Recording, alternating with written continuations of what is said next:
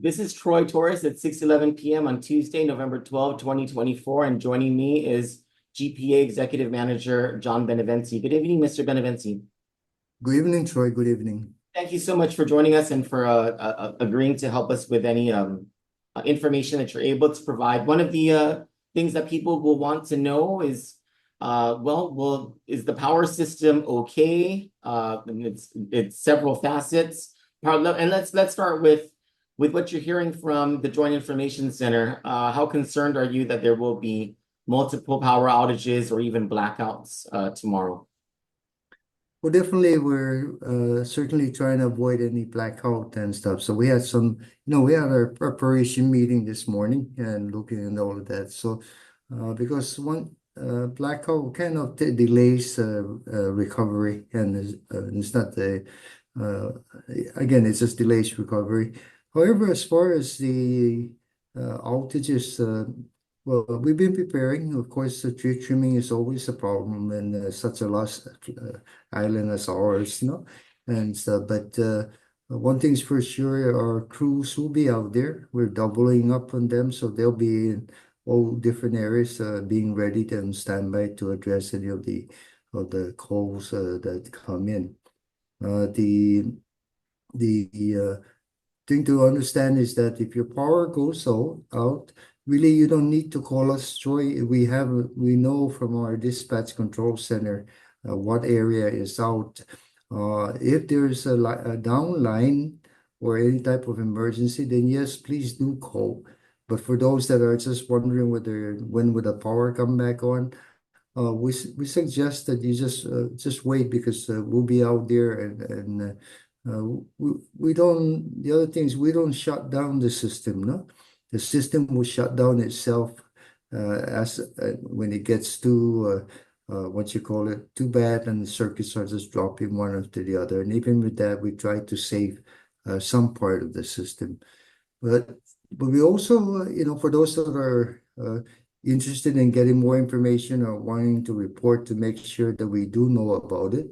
We also have our customer service group that will be monitoring all our emails during the period. So it's almost best to email them, and that's customers first at gpagwa.com. So they'll be responding. They'll keep communicating with our dispatch system and all of that. But the key here is the power goes out. After a few minutes, we'll try and close it back in. If it holds, then you know right away. If it doesn't, means there's an issue there. But again, our team will be out there to address. And we usually can work up to like somewhere around the 40-mile-per-hour winds, But after that, we'll have to wait until the winds die down, Okay, so to be clear, you have a system that sees all of the different circuits throughout the island down to each and every home and business. Would that be correct? That's correct. Okay, so no need if you have just if your power goes off, you don't see anything outside, any sparkling lines or down lines, no need to call GPA. That's correct. Keep the lines open as much as possible for emergencies. And those emergencies could be like a down line or a transformer blew in the area. That would help us address the problem quicker, especially since our team are still out there. If there is a down line, certainly the circuit will not close back up, and our crews will have to patrol it. But knowing exactly knowing the whereabouts of where that line is would help us get the job done quicker, no? So that's why we want to save that, and if any other issues, go ahead and email our team. We have our customer service representatives that are monitoring everything remotely and communicating with the dispatch center, no? Will a GPA representative be present in the Joint Information Center throughout the storm? Yes. We're always in that's one of our main one of the requirements. We have what they call a rack officer up there. So even that, you can give them the information, because and our mode of operandi really is everyone that email or call whether a little later or whatever, we will call back, no? So we can close that loop, make sure that they all have power and so forth. So if people are getting impatient, their power has been off for longer than an hour and the storm has subsided, they might be able to get information that's being pushed out from the Joint Information Center. Would that be correct? That's correct, and also through the email, no?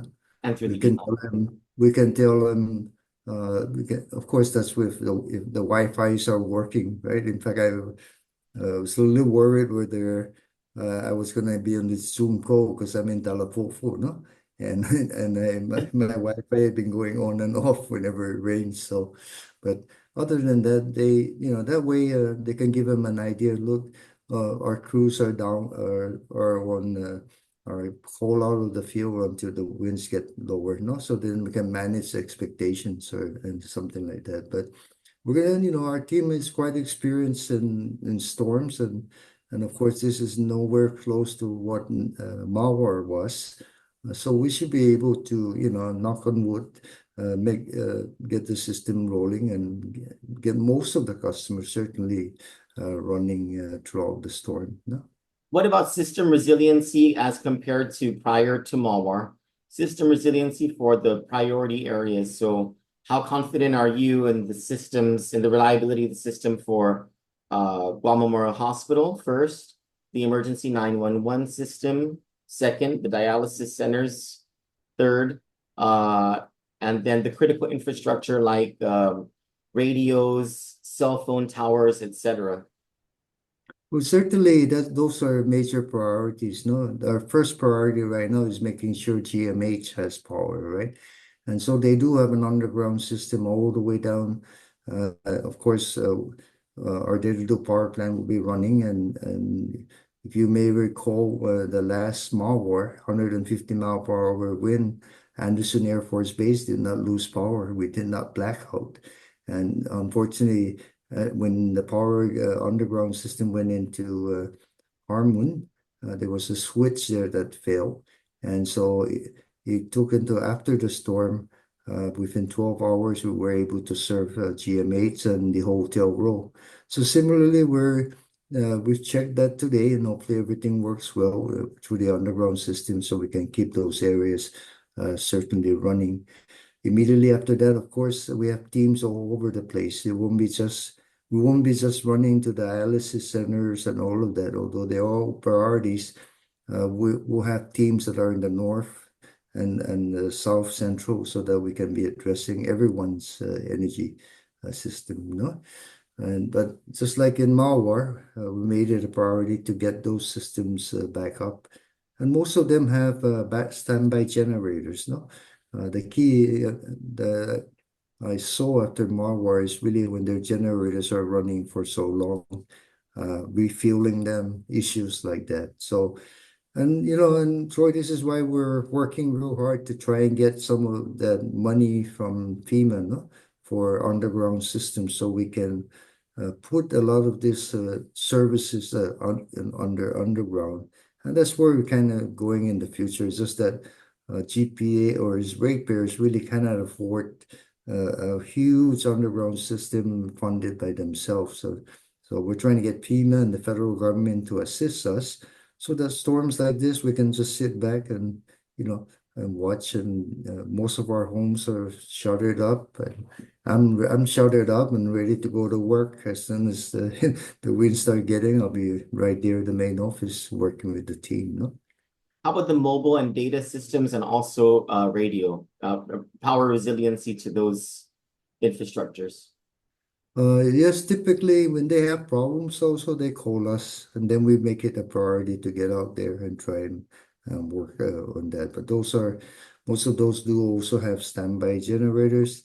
Even ourselves are uh, several hours before the storm gets really start getting bad, we will put most of the uh, water and wastewater system on the standby generators so it avoids you know avoids outages and try and keep the water uh, flowing, no? So things like that. So, but yes, we're that's part of our quest now. I mean, the best we can do now is just what we've done, which actually has been a significant improvement. And main part of that is, of course, we have trained personnel. We have 26 out of 30 bucket trucks available, which is, far-fetched from, uh, and we have the inventory. We're not talking about whether you should be worrying that we have a transformer or not, you know. So we have the inventory, we have the personnel, we have the bucket trucks. If it's really come to a point where I need additional help, I will call Saipan, CUC, and start flying their men in or Panpei and all the others to come in and help. No, but I think I think for a storm like this, our team should be able to handle it as very, very quickly. No.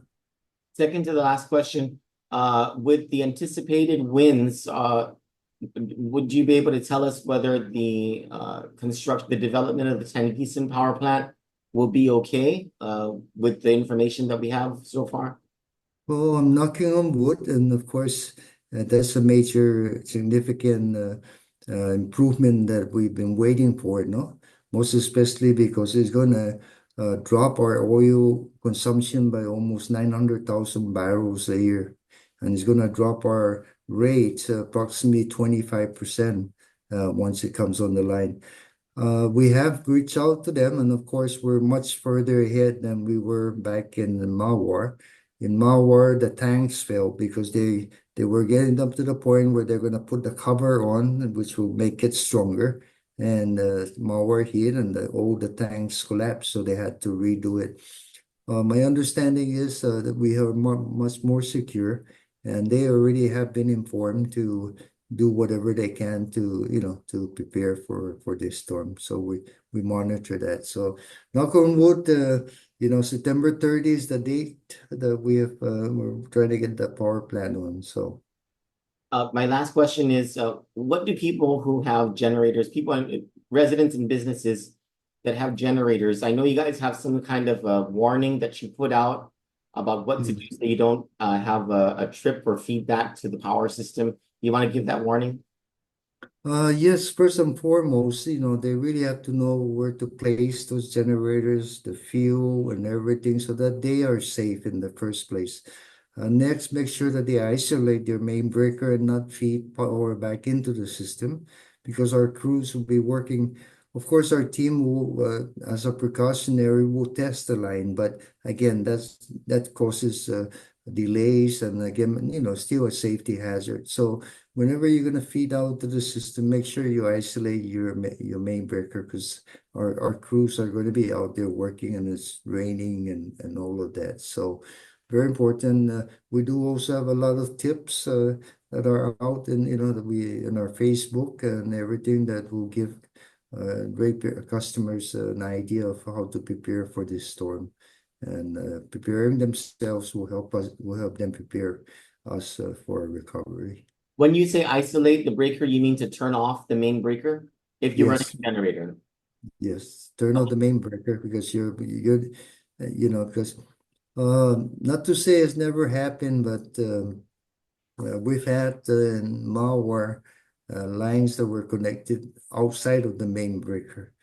Never they ever supposed to do. We corrected it. It was really not. It wasn't really a customer. It was one of the contractors during that event. But typically, people won't go out there and and work on the GPA side. They'll just work within their main breaker into the house. And make sure that that is shut off when if you're gonna do that. And of course, be careful of the carbon dioxide and all of that, and make sure that your fuel isn't stored in the right location so you don't get hurt. Okay. So, Thank you, Mr. Benavente. I really appreciate your time. no problem, Troy. Thank you for having me. Thank Yeah, you. yeah. God Susan, bless you and be safe. Okay, it's thank you, done. Susan. Yeah.